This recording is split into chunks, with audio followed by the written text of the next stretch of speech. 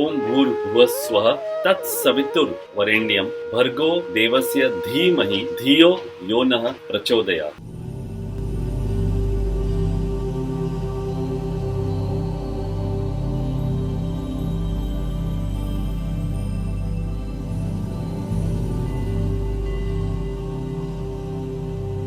It was envisioned by sage Vishwamitra, who after many years of practice came upon this key. I call it a key. So it's a key to divinity, or the key to a higher consciousness. And let's try to understand what exactly was this particular mantra and its significance, which a lot of people recite, but they don't seem to just take a step back and understand what is the meaning behind it. The first word, Om, very powerful word. If you try to look at it, it's 3 syllables, A-U-M, and it goes like Aum. So Om, first word itself, gives the direction of flow of your spiritual progress.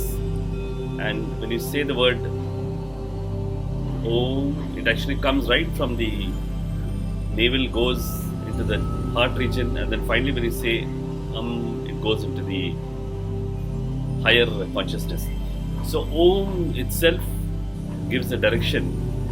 And then we go to the next 3 words, which are Bhu, the lower world, Bhuva, the middle world, Swaha, the higher world. So again it's going from the lower to the middle to the higher. So the first line gives the direction of flow of where we are and where we need to be.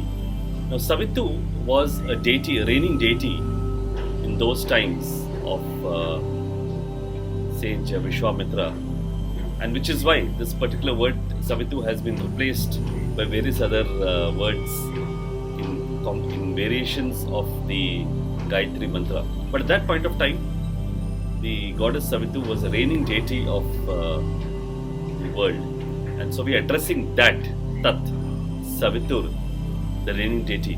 Varenyam is the highest. Bhargaha, it means brilliance. So the highest brilliance. What kind of brilliance? Devasya, divine. And third word, what do we do with this highest divine brilliance? Dhimahi, we meditate upon that highest divine brilliance, which is in that point of time Savitu, which is the reigning deity. Why do we do all this? It comes in the final line. Dhiyo, Dhi is mind. Dhiyo, Yonaha, our mind. Prachodayat. Prachodayat means to arrive at.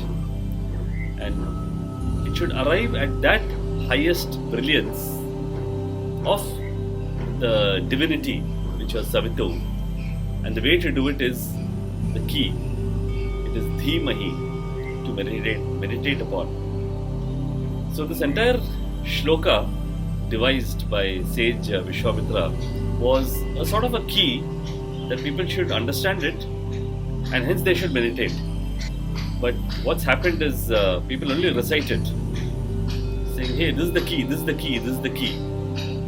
But nobody tries to take the key and open the door.